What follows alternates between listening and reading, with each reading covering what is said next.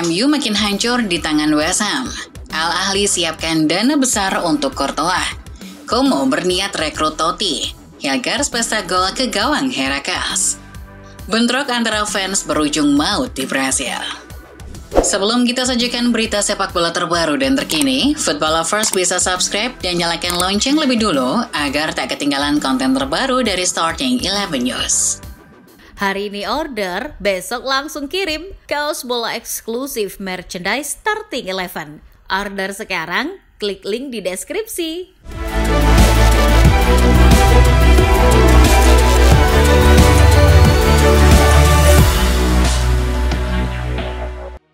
Dalam lanjutan pertandingan Liga Inggris, Chelsea menang 2-1 atas Newcastle. Gol Chelsea dicetak oleh Nicholas Jackson menit 18 dan Cole Palmer menit 47.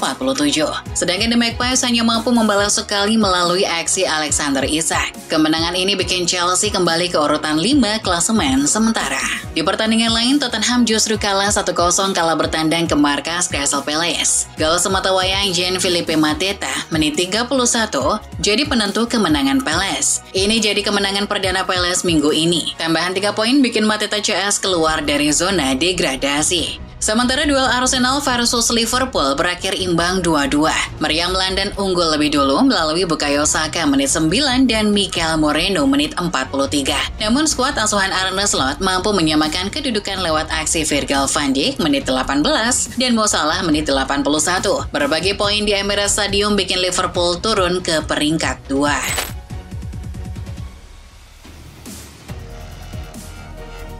Dari Inggris kini bergeser ke Liga Spanyol, di mana Real Betis berhasil tundukkan Atletico Madrid dengan skor 1-0. Gol Betis lahir dari gol bunuh diri bek Atletico Jose Gimenez menit 4. Hingga peluit panjang dibunyikan, tak ada gol yang tercipta lagi. Hasil ini bikin Betis naik ke posisi 5 dan menempel ketat Atletico. Di pertandingan lain, Real Sociedad juga alami hasil buruk usai kalah 2-0 dari Osasuna. 2 gol cepat Lucas Soro dan Ante Budimir di babak pertama bikin Sociedad tak kuasa untuk membalas. Tambahan 3 poin bikin Osasuna naik ke urutan 6 klasemen sementara La Liga.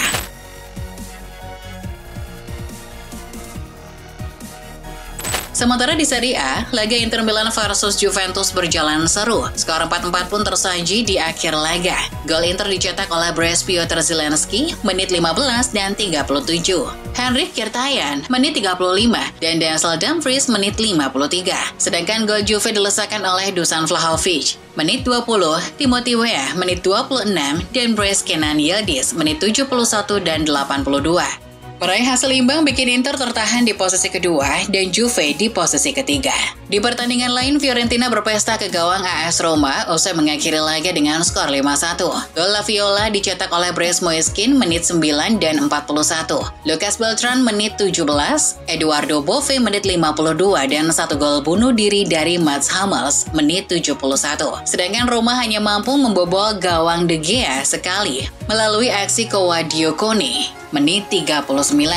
Hasil ini bikin Fiorentina naik ke peringkat 4 klasemen sementara. Kembali ke Inggris, Manchester United tak bosan-bosannya menuai hasil buruk setiap pekan. Setelah hanya meraih hasil imbang di kandang Fenerbahce, kini United takluk 2-1 dari West Ham United. Dilansir Gol, United sebetulnya memulai pertandingan dengan baik, namun mereka terlalu banyak membuang-buang peluang di babak pertama. Erik ten Hag pun kesal dengan performa lini serangnya. Selain itu, pelatih botak tersebut juga menyalahkan keputusan VAR yang melahirkan penalti untuk West Ham di penghujung laga. Ia merasa timnya sudah dicurangi.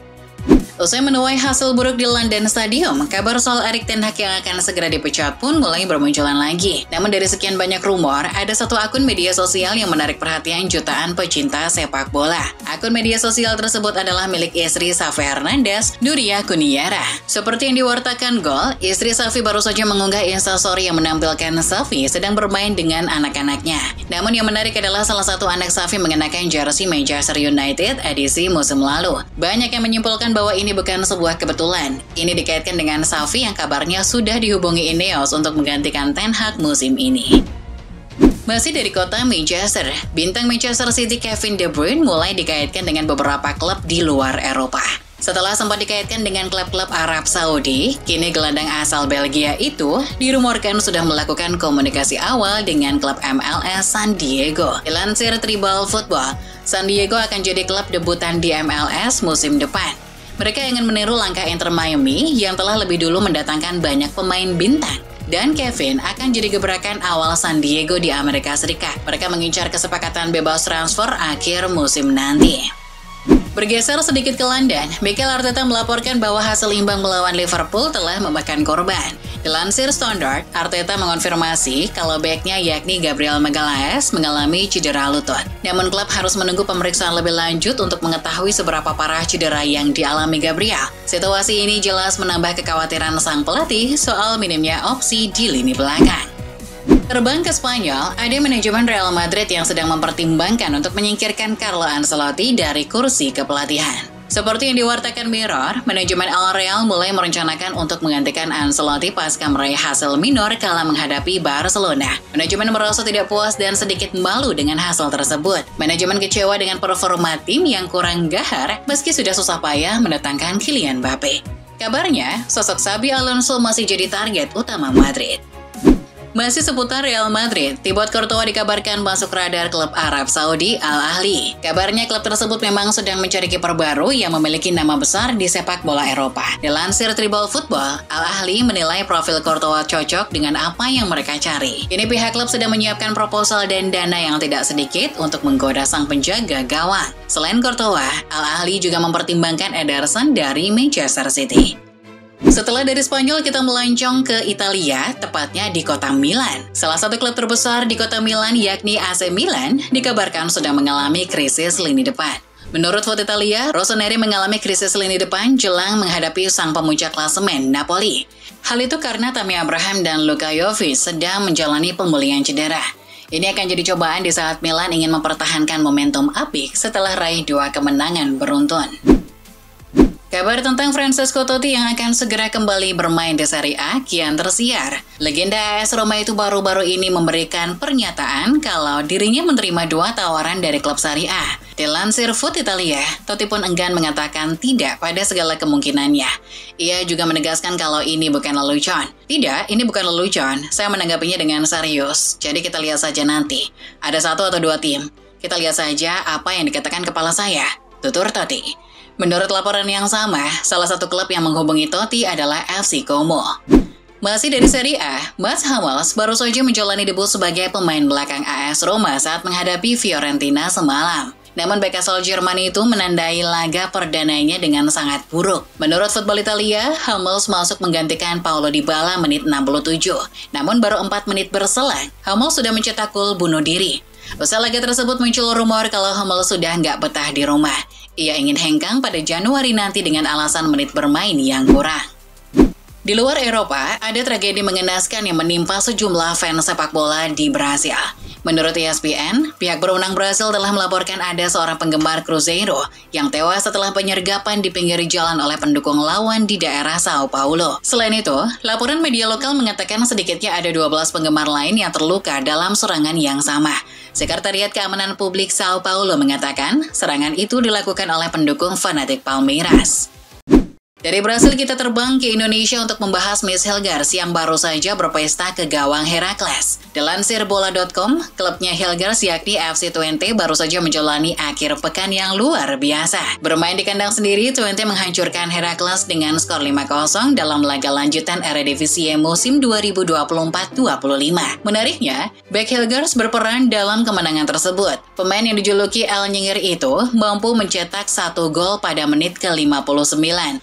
Hasil ini bikin Twente naik ke peringkat ke-5 klasemen sementara Eredivisie.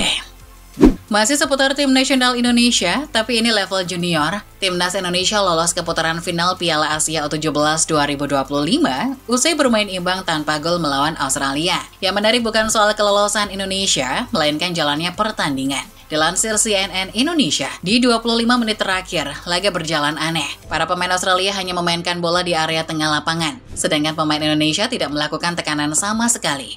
Alhasil laga berjalan membosankan karena tidak ada kontak dan peluang yang tercipta. Usut penyusut, Australia memang mengincar hasil imbang untuk mengamankan posisi puncak klasemen. Mereka tak mau menjadi runner-up jika kalah dari Indonesia. Dilansir dari Barca Universal, Lamine Yamal dilaporkan terkena pelecehan rasial oleh supporter Real Madrid saat laga El Clasico di Bernabeu. Kejadian menyedihkan itu terjadi tepat setelah Yamal mencetak gol ketiga Barca dan berselebrasi di dekat para supporter El Real. Supporter El Real yang muak tersebut lalu terdengar melecehkan Yamal dengan nada rasis. Tindakan tersebut kini masih diselidiki oleh pihak La Liga. Pihak Barcelona berharap adanya tindakan serius akan hal ini.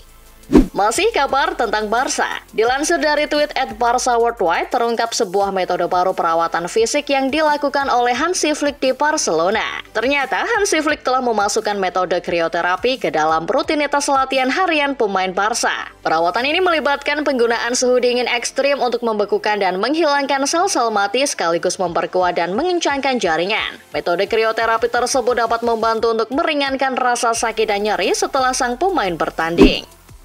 Sementara itu, tim yang baru saja dilibas Barcelona, Real Madrid, dilaporkan Sport People terus gencar mengincar bek tengah milik Al Nassr Aymeric Laporte. Perkembangan terbaru transfer Laporte kini sampai pada tahap pembicaraan antara kedua klub. Sang pemain juga sudah berminat untuk segera kembali ke Eropa. Los Blancos menarget Laporte datang di bulan Januari nanti. Carlo Ancelotti menganggap punya dua bek tengah seperti Militao dan Rudiger saja tidak cukup. Terbukti di laga melawan Barca mereka keteteran. Dari Spanyol, kini pindah ke kabar dari sepak bola Inggris. Dilansir dari The Sun, mantan pelatih timnas Inggris Gareth Southgate dilaporkan akan segera diberi gelar bangsawan oleh kerajaan Inggris. Laporan itu datang ketika Southgate telah dibebaskan dari tunggakan pajak pribadinya sebagai warga negara Inggris. Sebelumnya, gelar bangsawan Southgate sempat tertunda akibat masalah pajak tersebut. Setelah dibebaskan, kini ia akan segera mendapat gelar Sir seperti apa yang pernah diraih oleh Sir Alf Ramsey atau Sir Bobby Robson. Kabar selanjutnya datang dari sepak bola Italia.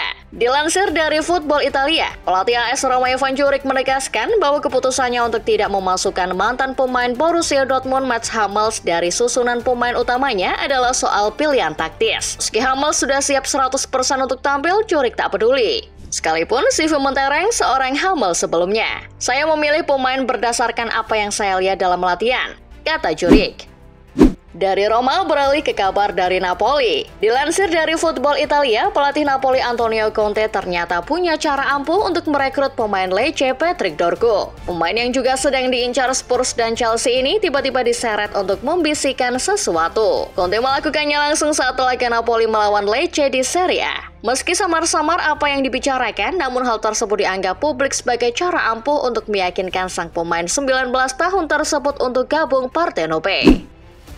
Sementara itu, dari kabar lainnya, pelatih yang baru saja hengkang dari timnas Arab Saudi Roberto Mancini dilaporkan akan segera melatih lagi. Dilansir dari Tribal Football, anak Roberto Mancini yakni Andrea Mancini mengatakan bahwa ayahnya tidak akan meluangkan banyak waktu untuk menilai berbagai hal setelah hengkang dari Arab Saudi. Ia ingin secepatnya melatih. Menurut Andrea, ayahnya tersebut sudah siap untuk proyek berikutnya. Namun Andrea tak spesifik menyebut ayahnya akan melatih klub atau timnas apa.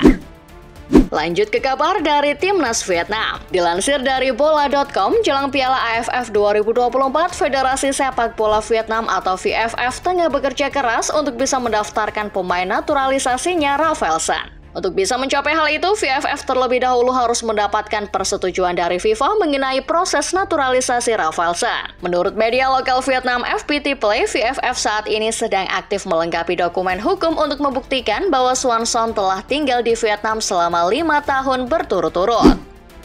Dari Vietnam, pindah ke kabar dari timnas Malaysia. Dilansir dari Super Bowl, timnas Malaysia kini tengah mengincar tim-tim lemah peringkat bawah FIFA demi mengais poin FIFA di laga FIFA Matchday bulan November. Malaysia sudah memastikan satu lawan yakni timnas India dan dijadwalkan akan digelar pada 19 November. Malaysia dilaporkan sudah mencari satu tim lemah lainnya seperti Maladewa, Bangladesh. Namun naasnya, timnas Bangladesh dan Maladewa pun menolak. Saat ini, Malaysia sedang membidik sparring dengan Sri Lanka, Pakistan atau Bhutan sebagai penggantinya. Beralih ke kabar dari timnas Indonesia. Dilansir dari Okezone, Sintayong tengah memohon warga Korea Selatan untuk ikut dukung timnas Indonesia saat lawan timnas Jepang di GBK nanti. Pelatih timnas Indonesia itu menilai dukungan tersebut bisa jadi cara yang tidak biasa untuk meningkatkan kekuatan timnya. Permohonan itu disampaikan Shin Tae-yong kepada salah satu petinggi perusahaan Korea Selatan yang berada di Indonesia, Song Chang-gun. Nantinya, Song akan mendistribusikan sebanyak 1.500 tiket kepada warga Korea Selatan yang ada di Indonesia. Mereka akan ikut mendukung timnas Indonesia saat berhadapan dengan Jepang di SUGBK.